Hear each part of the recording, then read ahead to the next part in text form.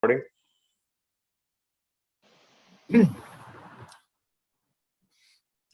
Gurur Brahma, Gurur Vishnu, Gurur Devo Maheshwara, Guru Sakshat Param Brahma, Tasmai Shri Gurave Namah, Tasmai Shri Gurave Namah, Sada Shiva Samarambham, Shankaracharya Madhyamam, Asmadacharya Paryantam, Vande Guru Parampara.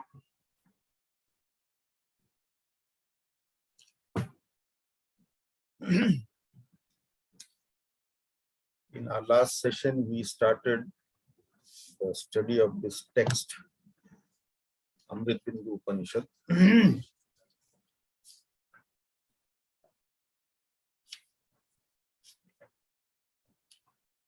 The first verse, Manohi Dvividam Proktam Shuddham Chashuddhamevacha Ashuddham Kama Sankalpam Shuddham Kama Vivarjitam. So in our last session, we began the study of Amritbindu Upanishad, the drop of immortality. In detail, we saw this Upanishad. What is Upanishad?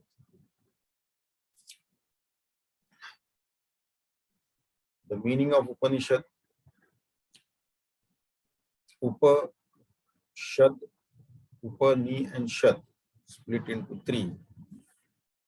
So, Upa is coming close to, coming nearby, close to. Shad is sitting.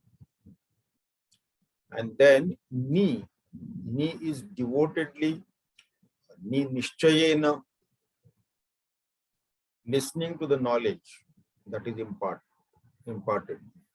Now here, an important thing to be understood is that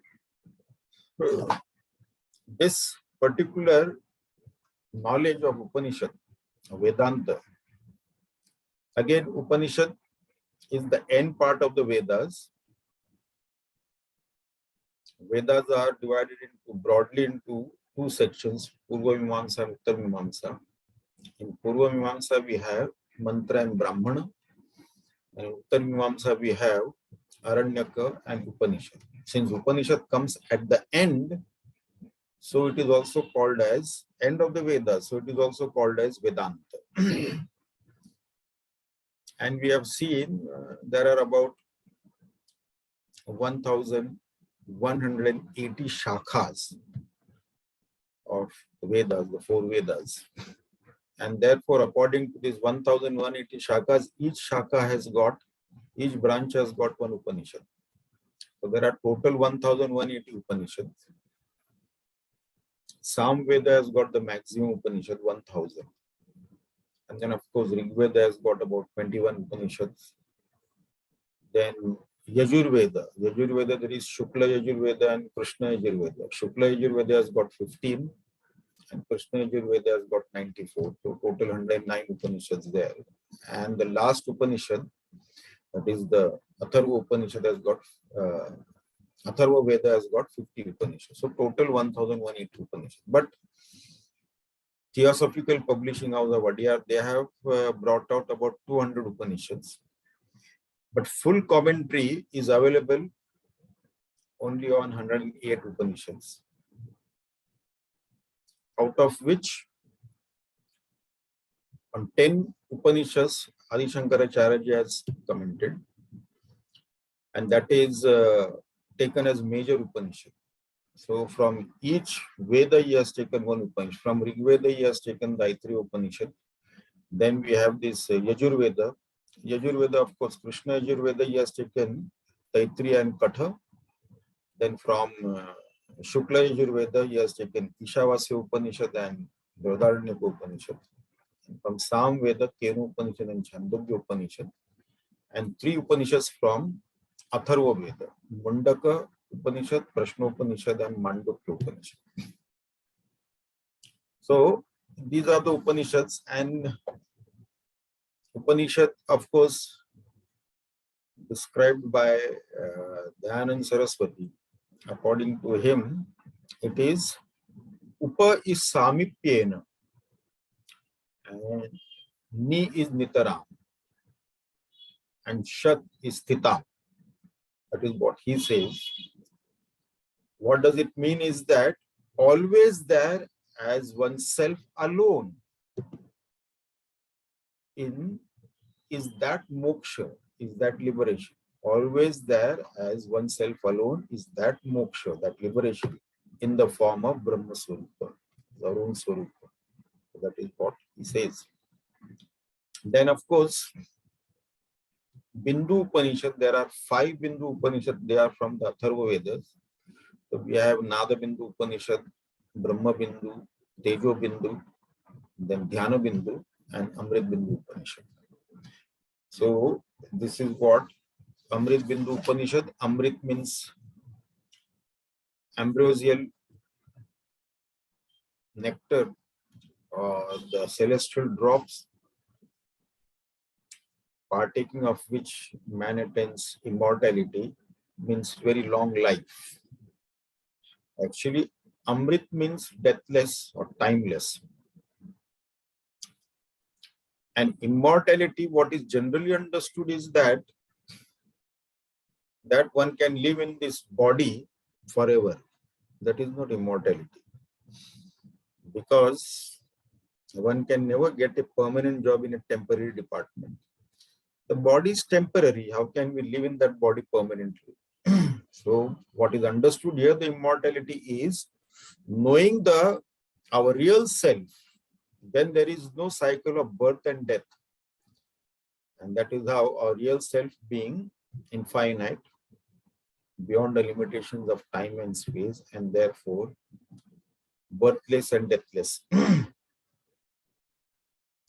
So that is in brief about Upanishad and particular this text, Amritbindu Upanishad. Then of course the text begins with the invocation prayer, which we saw. Om Bhadram Karne Vishwanyama Devaha Bhadram Pashyam Makshabhyajatraha Sthirayangayi Chustuvagam Swastanubihi Vyashema Devahitam Yadayuhu Swastina Indro Vruddhashavaha Swastina Usha Vishwavedaha Swastina Starksho Arishtanemi Swastino Brahaspatirudadatu Om Shanti Shanti Shanti. So this is the tradition in Sanatana Dharma. Everything, whether it is study or any particular work that we are beginning, everything we begin with a prayer. And all prayers without exception, they begin with the word, the symbol Om, which is the symbol of that absolute truth, which is the whole. Om is the primordial sound also, the first sound which Brahmaji heard. So all the prayers we begin with this Om sound. It is a symbol of the absolute truth, Paramatma, the pure self, the supreme self. Then Bhadram Karne Vishwanyama Devaha, that is, O God, may we hear all that is auspicious. Bhadram is auspicious, all that is auspicious by our ears. May we see all that is auspicious by our eyes. Bhadram Pashyema Akshabihi Jatraha. Jatraha, the worshipful ones. And Stirayi Rangayi Ushtuvagam Sastanubihi. So, with healthy limbs and a gross physical body, may we live offering our praises to you. Vyashemahi Devahitam Yadayuhu. May we live our entire lifespan, the entire lifespan, for the benefit of the deities, different deities. Vyashemahi Devahitam Yad Ayuhu, the entire lifespan. Then Swastina Indra Vruddhashrava. Vruddhashrava, that is the most ancient Indra. Swasti is swasta or well-being also. Swasti is blessing also. May Indra, the most ancient, bless us. Swastina Pusha Vishwavedaha. Pusha. Pusha is also the sun because it nourishes us. Without the sunlight, plants cannot live, plants cannot produce food. So therefore, he is also known as Pusha, the one who does the Poshana, nourishes us. Vishwavedaha, the knower of knowledge. Vishwavedaha. So may he bless us. Swasti Naha Tarkshaha Arishtanemi. Tarksha is the swiftest bird, that is Garuda. Legally, Tarksha. So may he also bless us. And Arishtanemi, he is the remover of all the obstacles. So may he bless us. Swastina Bruhaspatihi Dadahatu. Bruhaspati is the guru of the Devas. He is the protector of the spiritual wealth also. And Om Shanti Shanti Shanti. This is, we end the prayer. This is the traditional way. 3 times we chant Shanti Shanti Shanti. Because we derive misery, sorrow or pain from 3 sources.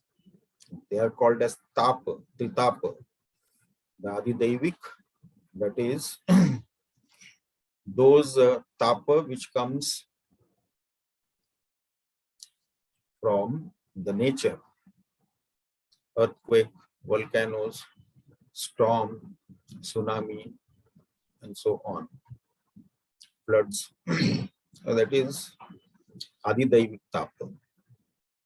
Then, so we suffer because of that also. Then we suffer because of Adibhautik tapa.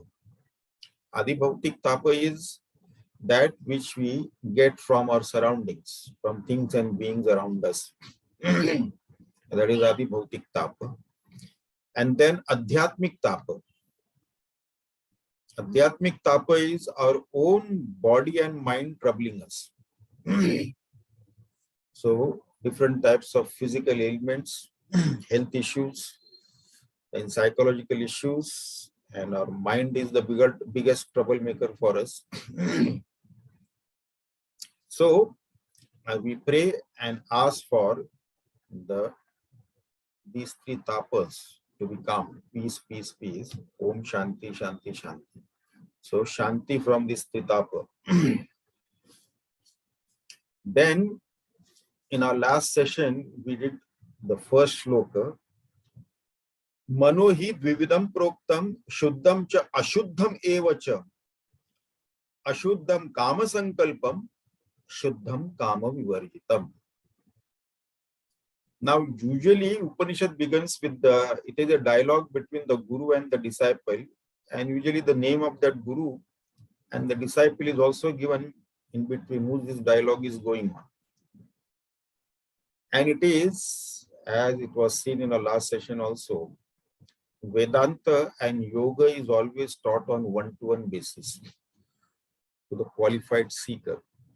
Now here, in the meaning of Upanishad also we saw sitting close to the source of knowledge, to the teacher, and listening. That means that student is there who is an adhikari, who is a qualified person to take this knowledge, have this knowledge. So that was the only criteria. In the ancient times, the master will impart the knowledge only to the ones who are qualified for this knowledge. That was the only criteria. The knowledge was not imparted, unlike the worldly knowledge or the skills and things like that, depending upon the ability of the student to pay a big fee or something like that. No. The criteria was only whether the one who has come to receive the knowledge, whether he is qualified or not. That's all. No other requirement was there. Because Vedantic knowledge, as we proceed in this particular text, we know if it is understood, there is of course no problem. If it is not understood at all, then too there is no problem. But problems will begin when we misunderstand it or misapply this knowledge. that is when all the trouble will start. So therefore, the masters of yore were very particular whether the student is eligible to receive this knowledge or not. So, and this mind is the troublemaker, and therefore here the guru, the question of the disciple will be related to the mind alone, and therefore the guru begins the text and he describes here which is what is called as a pure mind and what is an impure mind. So impure mind is kama sankalpam, and the pure mind is that which is kama vivarjitam. That is, kama sankalpam means a mind full of desires is an impure mind, and a mind which is desireless is the pure mind. In the last session, we saw the story of this Brahma Kumaras, the 4 Manasputras of Brahmaji, who approached him with a question of how to separate mind from the sense objects.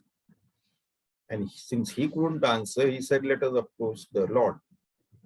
So when they approached the Lord manifested in the form of Hansa and imparted the knowledge which has come in the text called Hamsa Gita. In that, briefly, he says that don't bother about separating mind from the sense object. First, contemplate, reflect and contemplate to whom does both belong to, the mind and the sense object, to whom does it belong? And whether they are an permanent entity, nitya or anitya. And then go beyond both of them, neither the mind nor the sense objects. Why try to separate this like this? So, this is what it is, as we saw, that because the problem is that by here the guru of this Upanishad says that kama sankalpa makes the mind ashuddha, impure. Because it is the kama or the desire that makes us restless. As long as there is no desire in the mind, we are calm and at peace with ourselves. As soon as a desire manifests in our mind, that is when we become restless and we become miserable. The moment a desire comes, we become miserable until we fulfill that desire. Until then, we are miserable and we are restless also. So we are pulled into karma. And then when we are pulled into karma, one of the two things will happen. That action will give us a desired result. And if we get the result and we derive some joy, pleasure or happiness out of that, we are happy. And if you don't get that desired result, or if there is an obstacle in getting the object of our desire, then of course the anger manifests. So like that, it goes on. So the mind will, of course, will become agitated. So the anger will be there. And if the desires are fulfilled, we are happy, then greed comes. I want to experience it again. I want to obtain it again. So there is a greed to again and again experience it or obtain it more and more. So kama, and then krodha, and then lobha. And then when the greed comes, then we get deluded. Moha. And then if we have more than others, then there is an arrogance. I have so much. I am a crorepati. I am a millionaire. I am a billionaire, and all that thing. And if somebody else has got more than us, then matsarya. Then a feeling of jealousy is there. So these are what makes our mind restless. They are not at, mind is not at peace, and therefore it becomes impure. That is what is causing impurity. So all thoughts alone. So a desireless mind is the cause of happiness. A mind, as soon as a desire manifests, it makes us restless. See, we must have experienced this many times. When we have a desire for something, so we go for window shopping, we see something beautiful, we want to buy that, and then we check the price. Of course, it is expensive. So, but once the desire comes, then it will make us restless. It will not keep us quiet. So we have to fulfill that. So we'll work hard, earn money, save more, cut on our expenses and things like that. And finally, we have that much money in 6 months' time, 1 year time, whatever the time it has taken. And then we go and check the price, that whether it has increased or has remained the same. So that apprehension is there. But as soon as we check the price, it is the same. So we are happy, we immediately pay the money and get the object. The moment we possess the object, how happy we are. But if we have analyzed properly, there is no inherent joy, pleasure, or happiness in that particular object. Then the moment we possessed it, why we felt so happy? Because the moment we possess that object, which was there since last 1 year, it was there in my mind, and finally I got hold of it. I got it, and I'm so happy. So the moment I possess that object, the desire for that object goes away, and temporarily the mind becomes desireless. And actually, this desireless state of mind is the cause of happiness, not the object itself. And as long as this mind is desireless, that happiness will be there. The moment another desire appears in our mind, and this has gone. Now this is there, that object is lying there, of course. But after some time, that joy that we got when we possessed it for the first time, that is no more there. Now a new desire has come, and that is making us restless. So this object, though it is there, it is not giving us happiness, but that desire is causing us restlessness and misery. So like that. So actually the desireless state of mind is the cause of happiness. Temporarily the mind becomes desireless because that desire was fulfilled, and the mind becomes desireless. It is not the possession of that object, because we have done this analysis many times. With Viveka, when we do the analysis, we come to the conclusion that none of these objects of this world, nowhere there is an iota of joy, pleasure, or happiness. It is only our imagination, or it is only the projection of our mind on that particular thing or being, that I can derive some kind of joy, pleasure, or happiness from that. That's all. But that is inherently, it is not there. And therefore, only when we possess that object, temporarily when the mind becomes desireless, then we feel happy. And we think that it is because we got that object, we are feeling happy.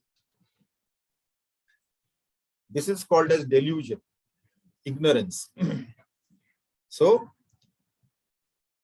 the Upanishadic Guru here says that Ashuddham Kama Sankalpam, Shuddham Kama Vivarjitam. So the pure mind is that mind which is without any desire, and the impure mind is that which is full of desire. Now this second verse is a famous verse, and it is often quoted also. Maybe most of you must have also heard it sometime or other, somewhere in some talks or something like that, but it has come here in this Upanishad. What is that? Mana eva manushyanam karanam bandha mokshayoho bandhaya vishayasaktam muktam nirvishayam smritam. Mana eva manushyanam karanam bandha mokshayoho. Mind alone is the cause of our bondage and liberation. Karanam bandha mokshayoho.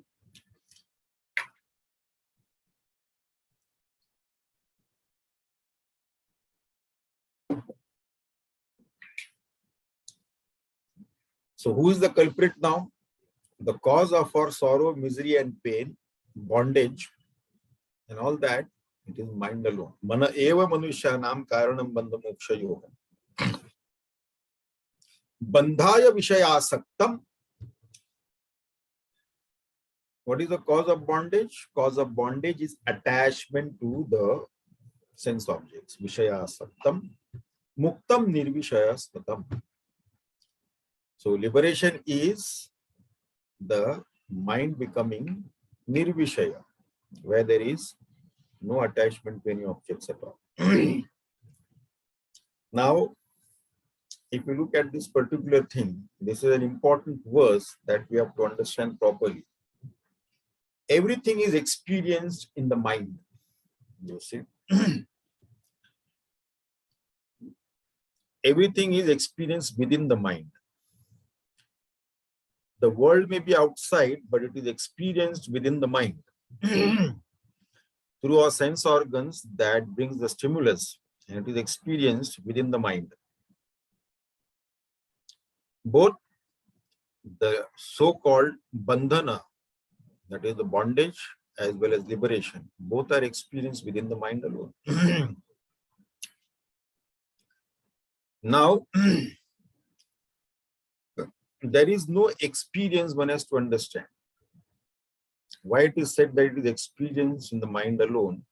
Without mind, there is no experience of anything. In the waking plane of consciousness, we experience, and the mind is active. In the dream state also we experience. Again, the mind is active. And in the deep sleep state, there is no experience of this external world, because the mind is also absent completely. It is temporarily absorbed, so to say. So, it is the mind alone that is giving us the experience. Without the mind, there cannot be any experience. So this so-called bandha and moksha, bondage and liberation, is also experienced in the mind. How it is experienced in the mind? Without external thing at all. We have often heard someone make such a statement. When he is asked, why don't you do this? And then he says, my hands are tied. My hands are bound, or my hands are tied. Now, if you look at it, physically his hands are not tied, his hands are free. But when he's told that, why don't you do this, or why don't you take that action, or why don't you do this? Then he says that my hands are tied. So though physically his hands are not tied, where is this? Where is his hands are bound? It is within. His hands may be tied. Why he is not taking that action? Maybe because of his duty bound, or he has got some relationship bondage is there. Something or the other is there which is binding him, which is preventing him from taking action. And therefore he says that my hands are tied. I am bound. Though physically it doesn't appear to be bound. So where is that bondage felt? It is felt in the mind. I want to do it, but I can't. So why can't you do it? You are free to do it. I am bound. My hands are tied. So the thing is that it is experienced only in the mind. Our gross body also is experienced only in the mind. Without mind, that gross body is also not experienced. Where does the gross body disappear in the deep sleep state? It is not experienced. And the gross body is not experienced in the dream state also. Dream state, we select one of the characters in our dream and identify with that. And anything that is happening to that thing, it is as if happening to us. So it is all the mind only. So it is experienced in the mind. Without that, one can't.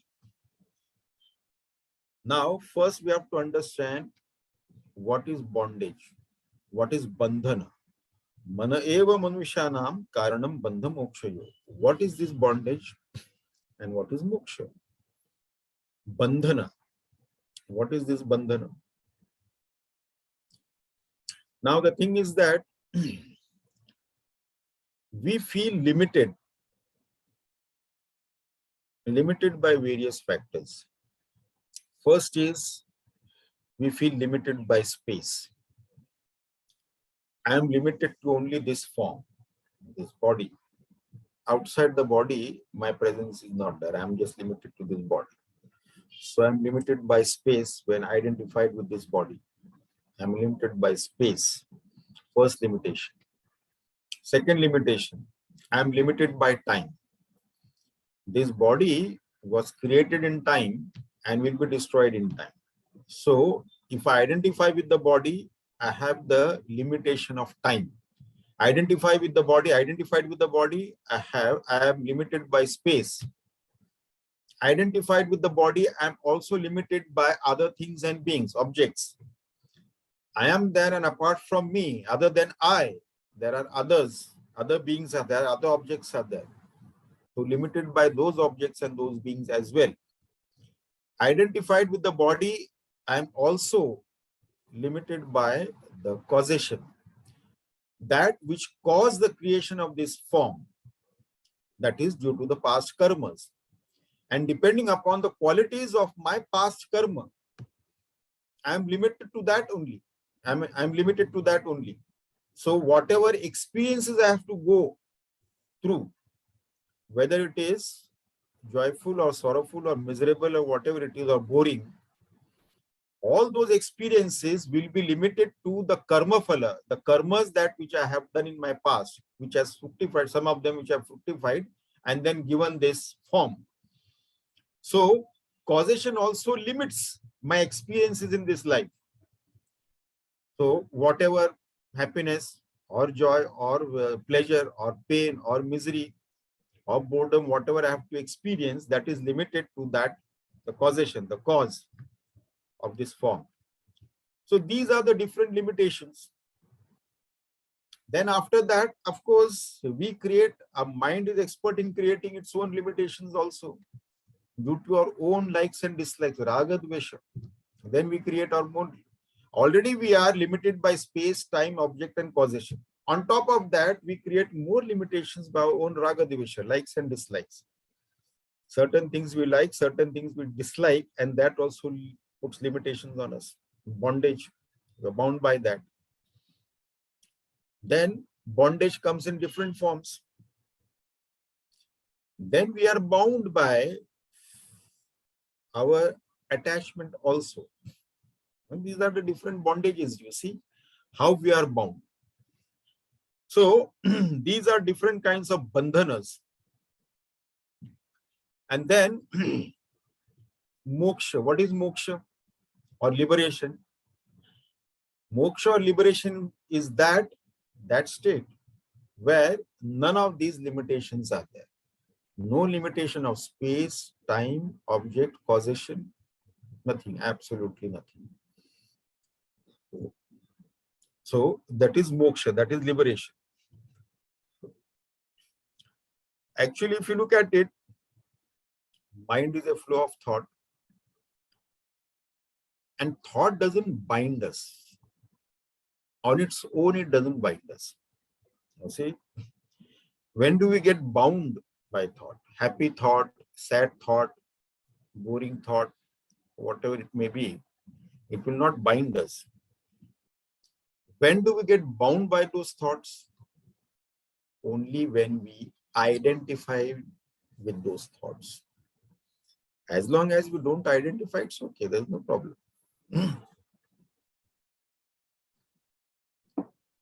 When we identify with those thoughts, that is when our problem starts. So this identification is the problem. When I identify with something and say, this is I and this is mine. When I say something is I and something is mine, that is when the bondage starts manifesting. So something is mine, and if something happens to that which is mine, then of course it will make me miserable. If it reduces in quality or quantity, or somebody steals it, and so on, or it gets destroyed, of course that is going to affect me. So if I am a witness to that, of course it will not cause me any problem. But if I identify with that, then it is a problem. According to a research, our brain takes 11 million bits of information per second. 11 million bits of information per second. But fortunately for us, we become aware of only 40 of those. And those 40 are enough to cause us trouble. But again, those 40 will also not cause us trouble because they move at a very fast rate. Only when we catch hold of one negative thought and then continuously think about it, keep focusing on that, that is when we land in trouble. So fortunately for us, 11 million bits of information comes into our brain every second. We become aware of it only 40 of those. And those also pass at a very great speed. But then when we catch hold of one from that, and if it is a negative one, that is when our problem starts. So as long as we are a witness to that, they are harmless. Unless we hold on to a negative thought and keep on repeating it again and again and again, that is when our problem starts. I don't know why people want to keep on repeating. Some people, they are such that I don't know what kind of, whether they derive some kind of joy, pleasure, or happiness, or it is just to draw some people's attention. They keep on telling their sob story to every Tom, Dick, and Harry, maybe to get some sympathy or something like that. But after people becoming familiar with that person, nobody bothers about that. What is the joy that one can derive out of repeating the same tragedy and things like that? That has happened. That has happened. Fine, it has happened. You have to move, not hang on there. This is what tortures us. So different kinds of bandhanas are there. We are bound by so many things. We are bound by our duties also, duty towards our parents, duty towards our family, duty towards our country, duty towards our job, responsibility and things like that. So many different duties are there. The bondage. And then the biggest bondage that which our mind creates. The biggest bondage is, of course, the mind is creating, no doubt. But this mind is, the problem with that is that as long as the mind is our slave and we are the masters of the mind, there is no problem. The moment the roles are reversed, that is when our trouble starts. When we become slave to our mind and the mind becomes the master, that is when we land in trouble. So this is the biggest bondage. All other bondages are nothing compared to this. Slavery or the bondage to our mind. You are bound by our mind. Mind creates all the problem. So this happens only because of lack of viveka, discrimination. That viveka has to be there to distinguish between what is real, what is unreal, what is eternal, what is ephemeral, what is sat, what is asat, and so on. That discrimination has to be there. So when that aviveka is there, aviveka, there is no discrimination, that is when the mind gets bound. All the sense objects. Then of course we have the desire because that we saw one object, we have a desire, then we get into karma, then we get karma phala, we feel good about it, then we want to repeat it, then the vasanas, then it becomes, when you keep on repeating it, strong vasanas are formed, the mind starts running on its track, and this is how we create vasanas, and then one life after another life. And because of this vasana, we carry forward, and through this vasana, again those desires manifest. And it goes from one life to another life. And the cycle continues. This attachment is the cause of our biggest sorrow, misery, or pain. We have to remember this always. Whatever we are attached to the most, whether it is a thing or being or a place or time or object or relationship or anything like that, or situation, circumstances, condition, whatever it may be. whatever we are attached to the most, that will be the cause of biggest sorrow, misery, or pain. This we have to understand very clearly. Very good example that comes to our mind is that from Mahabharata, Dhritarashtra.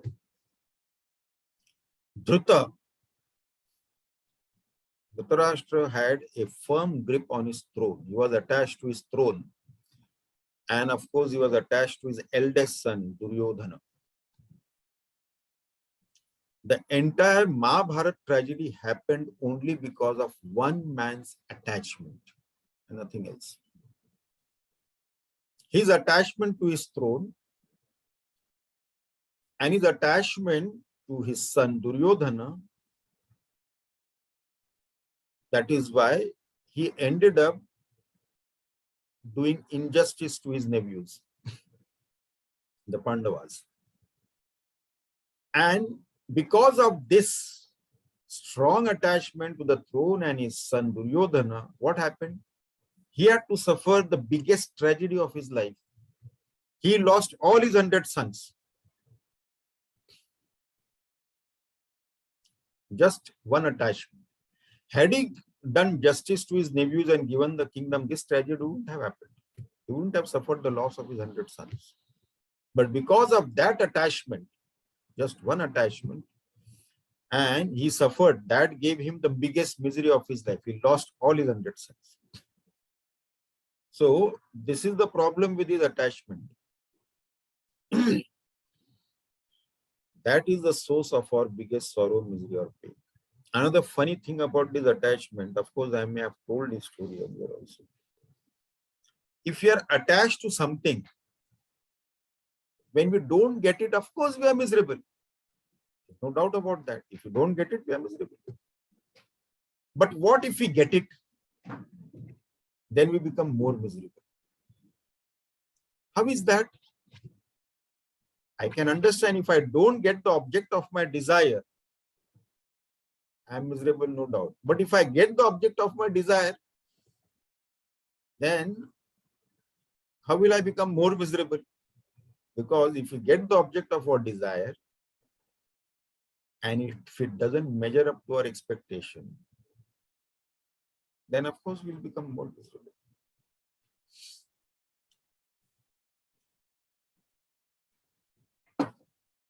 One person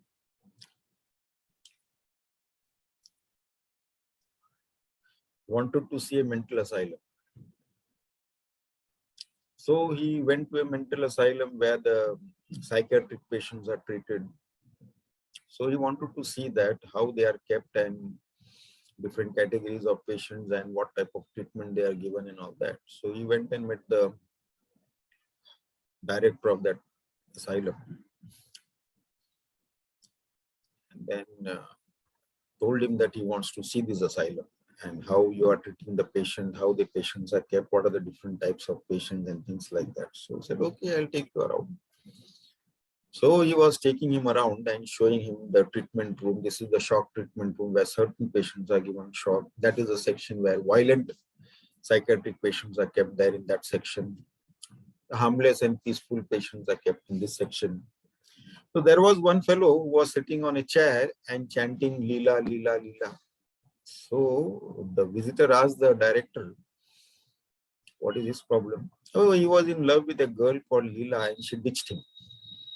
And then it affected him mentally. So his family brought and kept him here. He's an harmless fellow. He just chants Leela, Leela and does nothing. It's okay.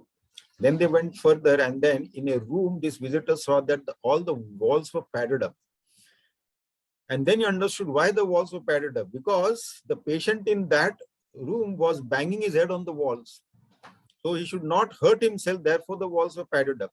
And to his surprise, he found that that fellow was also chanting Leela, Leela, Leela.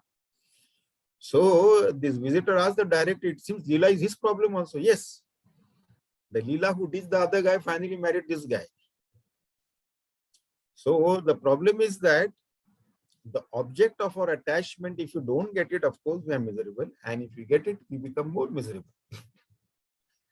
So this we have to understand very well that attachment we have to keep away from. Attachment is no good. In computers also, through attachment only all the viruses come. There is a difference in the poison and in the sense object. If you think of poison, it will not kill you unless you drink it. But sense object, even if you think of it, that is going to cause trouble. Because it can prove disastrous. It is in Bhagavad Gita also, Bhagavan Shri Krishna in chapter 2, verse 62 and 63, he very clearly says, Dhyayato Vishayan Punsaha Sanghasteshu Pajayate Sanghat Sanjayate Kamaha Kamat Krodho Vijayate Krodhat Bhavati Sammoha Sammoha Smriti Vibhramaha Smriti Bhranshat Buddhinashaha Buddhinashat Pranashyati. So, Dhyayato Vishayan Punsa. Here, Bhagavan Shri Krishna gives 8 steps to destruction. Now, Dhyayato Vishayan Punsa. When a person keeps on thinking about one object, Dhyayato Vishayan Punsa. Sangasteshu Pajayate. Then that person will develop attachment to that object. Keeps on thinking about that object, about the qualities, about the benefit, about this, about that, and everything. And then attachment develops. Once the attachment develops, Sangasteshu Pajayate, Sangha Sanjayate Kama. Then after the attachment follows the desire to possess it. Sangha Sanjayate Kama. Kama Krodho Vijayate. Now, if there is an obstacle in obtaining that object, then the emotion that is expressed towards that obstacle is called as krodha or anger. Kama krodho vijayate. Krodhat bhavati sammoha. Then, because of this krodha, we become deluded. Because then we don't think. Krodhat bhavati sammoha, we become deluded. Krodhat bhavati sammoha, sammoha smriti vibhramaha. Then, when we become deluded, then we lose our smriti. Smriti means we forget who we are, what we are, where we are. We forget all that. Smriti vibhramaha. Once that is also gone, we have lost all that. Smriti bhranshat buddhinasha. When the smriti has gone, then there is buddhinasha. Our intellect doesn't work, our buddhi doesn't work. Buddhinashat pranashyati. Then we end up doing some act which will leave to regret the rest of our life. Why I did it? Why did I lose my temper? I would have never done that, but what came over me, I don't know. And I did this thing. In anger, I did. Most of the people who are first time, who had person got killed through that person, though that person was not intending to murder or kill that person, but due to anger, picked up something and hit him. And unfortunately for him, that person died and landed in jail in death penalty. Though he is not a habitual criminal or something, most of the people who were there in the jail on the death row or the death penalty, they said that this is the first time it happened, and most of them, they said it is out of anger. Of course, the professional shooters or killers, they are different category of people. But otherwise, these fellows, it is anger that did this. And I'm still regretting it, why I did it. So it is all 8 steps to destruction. It all starts with a thought. Dhyayato Vishayan Punsa. Thought of a poison will not kill us unless we drink it. But this thought of sense objects, that is worst. So we have to be very careful about it. Viveka only can overcome this attachment. We have to have Viveka. Continuous Viveka has to be there. A discrimination between what is good and what is bad, that has to be there. Then only we can overcome this attachment. Without Viveka, it is not possible. Without Viveka, if an object has got 99 dosha, fault in that, but there is one only something good about that object. If there is no Viveka, mind will focus on only that one good thing about that object. ignoring the 99 bad things about that object. And then then a desire will come to possess that. That is when there is no viveka. This is what happens. Now, the question is, can we become free from the bondages of our mind once and for all, completely?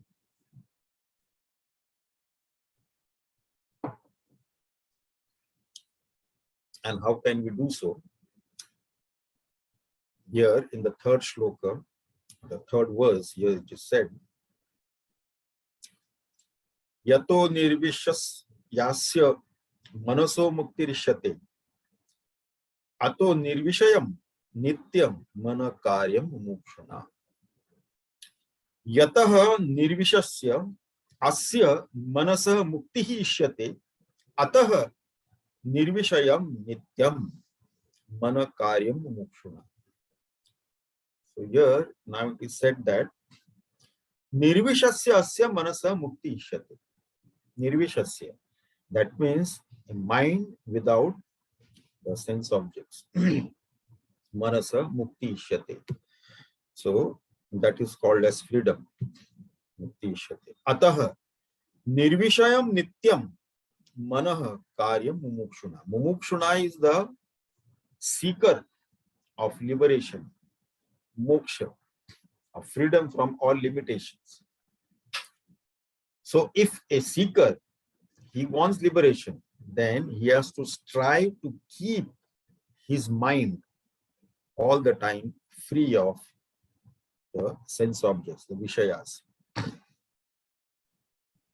If mind appears bound, then of course there has to be a cause. And if that cause is eliminated, then of course the problem will not remain there. We have to get to the root cause of any problem. So when we get to the root cause of a problem and eliminate that, then the problem ceases to exist. So we have to solve any problem by getting rid of that root cause that is the problem. Actually, if you look at it, mind is not attached to anything permanently. The attachment of the mind also keeps on changing. Remember that it is not the same all the time. This is the funny part of it. That also keeps on changing. That is also not there continuously. For example, we have gone through our childhood, our teenage years, youth, middle age, old age, and so on. So if we go back to our childhood, how much we were attached to our toys as a child. When we get a new toy, of course, we will never let go of it. And we may take it to a bed also, nobody should take it and all that thing. And as soon as, and after some time, of course, we get familiar with that toy. And as soon as a new toy is given to us, then we forget about this toy. And it is gone. So when it was given to us for the first time, we were attached to that toy. Now when a new toy comes, we forget about this. Then we are attached to the other one. And that also will last for some time only. Then again, it will go away. How many things we thought we were attached to, we have given it up. So it is not that we cannot give up things. Our mind is not attached to anything. Mind's attachment also keeps on changing. And we have our own experiences, what we were attached to as a child, and now we are no more attached to that. As a teenager, what we were attached to, now we are no more attached to that. As a youth, what we were attached to, now we are no more attached to that. It has all continuously changed. So it can change. It is not continuously attached to anything. So they go on changing. Like in Bhaja Govindam, Adi Shankaracharya very clearly says, Balastavat Kridasakta, Tarunastavat Taruni Sakta, Vruddhastavat Chinta Sakta, Parame Brahmani Kopina Sakta. So as long as the childhood is there, then we are attached to the toys and games and play and all that. Then Tarunastavat Taruni Sakta. In the youth, of course, with the surging hormones, then the attraction of the opposite sex are there, and that will go on. Tarunastavat Taruni Sakta. And when the old age comes, then too there are attachments. Now here Adi Shankaracharya says attachment to the worries. Vruddhastavat chinta sakta. Parame Brahmani kopina sakta. Nobody gets attached to Brahman, the absolute truth. Nobody gets attached to that. But other things they get attached to. So these also, they keep on changing. It is not the same. How many attachments we have changed? Things which we were attached to at one point in time. Maybe we also thought that I cannot live without this. I cannot live without that.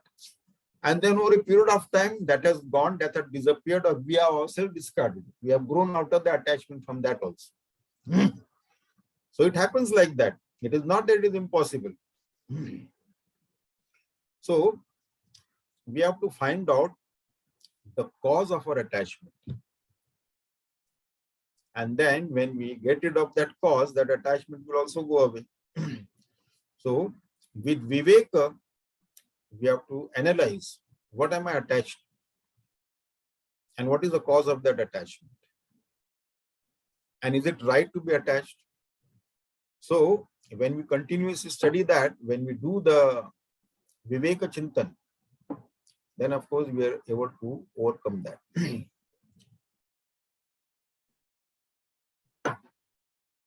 So, and of course, the desires also come, these attachments, these desires, they come from the vasanas. So if we have to reduce the desires, then we have to reduce the vasanas also.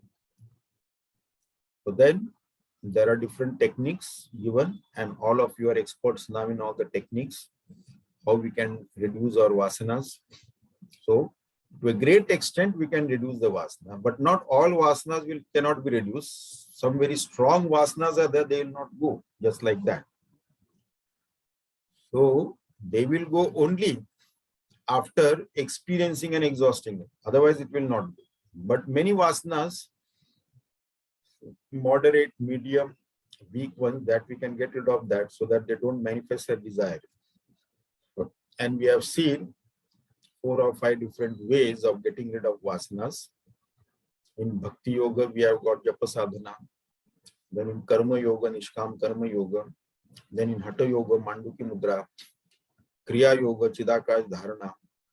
And Jnana Yoga, we have got Pratipaksha Bhavana. So these are the sadhanas. These are the practices which we can use to reduce the vasanas to a great extent so that the desires born out of that will not trouble us. Then the next, here they have given the 4th and the 5th verse together. So what these are, we'll see in our next session. Now anybody, if I've got any questions, they can answer, they can ask.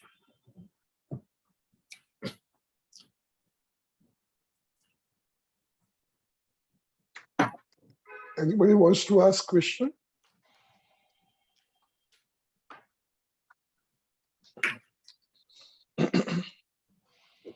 Swamiji. Yes. Today's our study circle session can be described as art of living happily session. How to live happily. What you did today was desire. You told us that, or rather taught us, desireless mind is the cause of the happiness. Identification, which is really creating the problem, not the thoughts. Right. You also said that we become the slave of our mind, and instead of becoming the masters. In a very wonderful way, you did the microsurgery of our minds, thought, attachment, and identification. Right. When we become now onwards, of course, we had little bit vague idea about this, but now we are absolutely clear today that when we are unhappy, where should we pinpoint our finger for the cause of our unhappiness? You have to get to the root cause of the condition or situation or happiness or whatever it may be, unhappiness. Yes. Root And cause and eliminate that. yeah, and Swamiji, this is just a human tendency that the cause we pinpoint on others, external factors, but it's a illusion. The real cause is we ourselves, our mind, our identification with our thoughts. About the thoughts and how to eliminate, we did in last 2 years at great detail, how to eliminate them. One thing is sure, that Swamiji, it is impossible to live without the desires. People like us. But, and you also today, I think, indirectly explained that desires are not bad. But attachment to the desire should not be there. Because desire is the cause, your attachment is the problem. To the desire, whether it's pertaining to your relationship, whether it's pertaining to a things, or it is pertaining to any object. So be alert about this matter. If it happens, good. If it does not happen, still it is good, or rather it is better. If we adopt this attitude, we can really save ourselves from misery. Not only misery, but the state of blissness, fullness will remain always. Swamiji, thank you very much. We expect something, you to tell us something more. The thing is that the cause of all our problems, misery, sorrow, and pain, and the cause of happiness also, they are not in the external world. They are within us only. We cannot blame the external world for my misery, my sorrow, my pain, my problem, this and that. No, it is, we are ourselves responsible for that. And the cause of our happiness is also, it is coming from within us. We are responsible for that. We have to start taking responsibility for ourselves, because it is very easy for everybody to blame others. He is responsible for my problem, that fellow, this fellow, that. Once, Mullah Nasruddin went for an interview for a job. So the interviewer said that we are looking for a very responsible person for this position. Mullah Nasruddin instantly said that I am a very responsible person. How is that so? In my previous job, anything went wrong, everybody told that I am responsible. You see, you cannot come across more responsible person than me.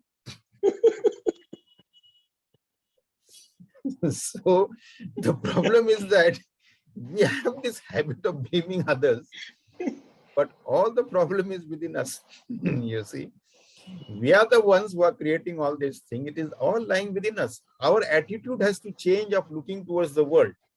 When we change it, there is a shift in our attitude, a shift in our focus, shift in how we perceive this world, and then this world doesn't bother us then. Then it is all within us only. You see, otherwise our focus is always extrovert. Mind is designed to be extrovert. It has to be made introvert. Of course, when we progress on this Amritbindu Upanishad, we'll come across that also. So it has to be made introvert, because that is by habitually it has been designed like that, to run out of the 5 sense organs into the external world.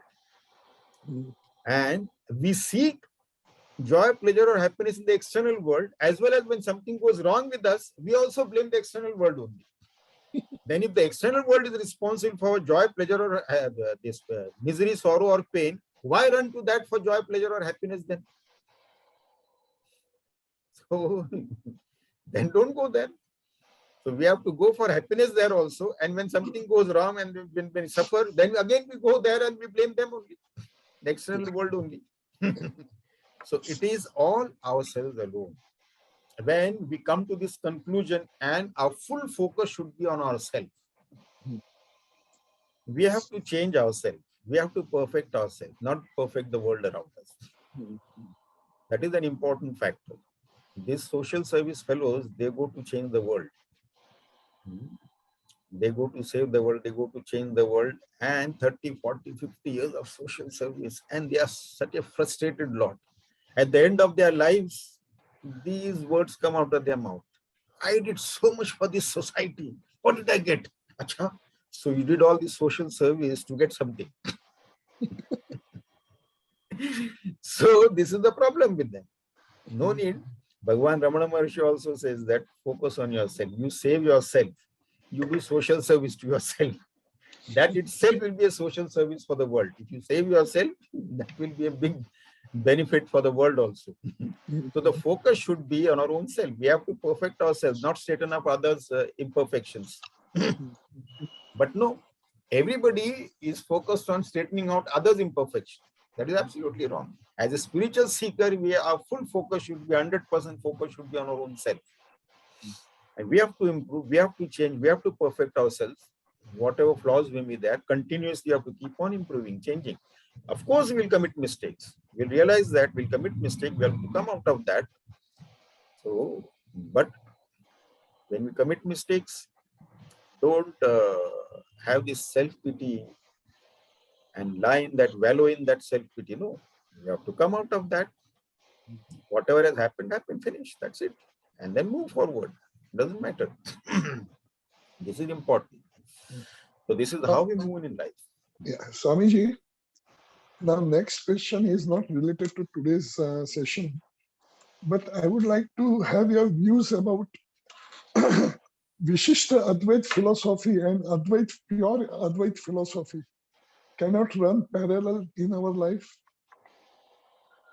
Advaita and pure Advaita. So we have Dvaita, then Vishishta Advaita and pure Advaita. Actually, we move like that from Advaita, Vishishta Advaita, and then Advaita. As Hanumanji put it very nicely when he was questioned by Prabhu Ramchandraji, what is our relationship? You tell me. So Hanumanji said, Deha buddhyatu dasoham, jiva buddhyatmam shakah, atma buddhyatmamevaham, iti me nishchitamatihi. So he was very clear. When I'm identified with the body, I'm your das. This is Dvaita. Then jiva buddhya tvamam shakah. So when I'm identified with the jiva bhava, then I'm a part of you. This is Vishishta Advaita. And atma buddhya tvamevaham. Iti me nishchitamati. So when I'm identified with my own self, then I'm you, you are me, there is no difference. Iti me nishchitamati. This is my firm conviction. So this is what it is between Dvaita, Vishishta Advaita and Advaita. It is an evolutionary process.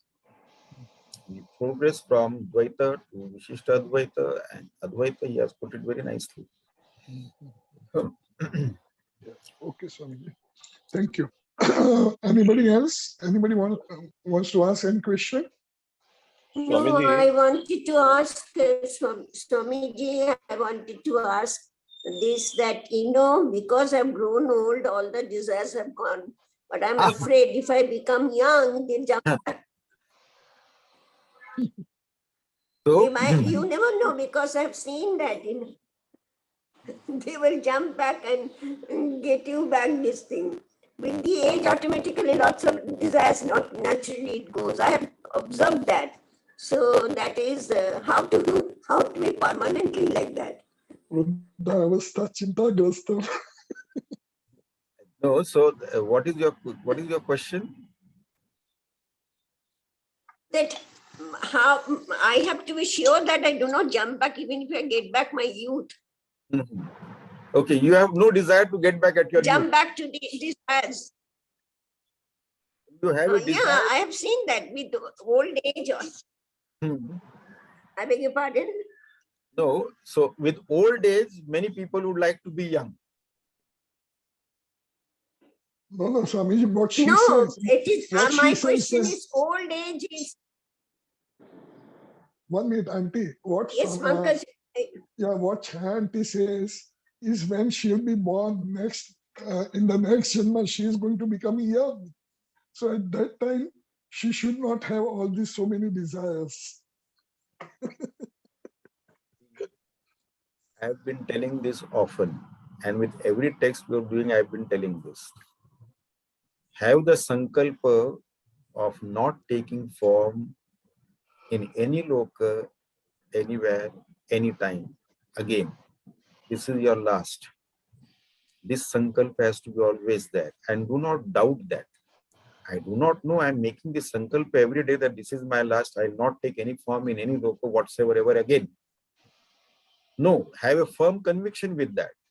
Why think of this way that what, then I drop this body, then again in next life I'll become young, and then there will be so many desires, then how to deal with that and all those. Oh, forget about all that. The sankalpa should be, this is my last. I am not taking any form ever again in any locals. That's it. And have a firm conviction with that. Why not? It is our own real self. Why bother about what if I then again I'll take another form, and then again I'll be young, and then so many desires will be there, then attachment will be there, and this and that and all that thing. Forget about it. No, no, no, no. Don't allow those thoughts to enter the mind. Yogi Bhai, you wanted to say something? So the Auntie, please Amma. go ahead. Auntie, you want to continue, or Yogi Bhai can? No, I don't want to. I remember, and I promise you, Swamiji, I do it day and night. Okay. My circumstances, whatever it is, I have seen that it is not worth taking birth. There is nothing in this world which can make you take birth. Yes. So the sankalpa has to be very strong. This is your last. You are not taking any form ever again. Yeah. Yes, Yogi Bhai. Thank you, Swamiji. Yeah. Swamiji, in the last session, you had explained that there will be a lot of contradictions coming down through this text in the course of the study. And as of today, verse 2 and 3, I think we are still saved of any contradictions. You will face it in the next session. Number one. Number two, so profoundly and so nicely, the master has given the tool of how to overcome those contradictions in these two verses. So he forewarned us first only before we commence further. Yeah. So it's such a beautifully way it's put, but in a very subtle way. We have to grasp it quickly. That's all. Yeah. Next session should be very, very interesting. When the contradictions start manifesting. This is a forewarning. Yeah. So, but that is interesting. That is how it is. He's given the tool also, but then he's going to contradict also. Yeah, there will be there, but we can deal with that. It's not something which is impossible. Yeah. But there are reasons why those contradictions are there. There are reasons Right. also, and can True. be dealt with. True. That is important. Okay, Shall we conclude now? Yes, Swamiji. Om Purnamada Purnamidam Purnat Purnamudachyate Purnasya Purnamadaya Purnameva Vashishyate.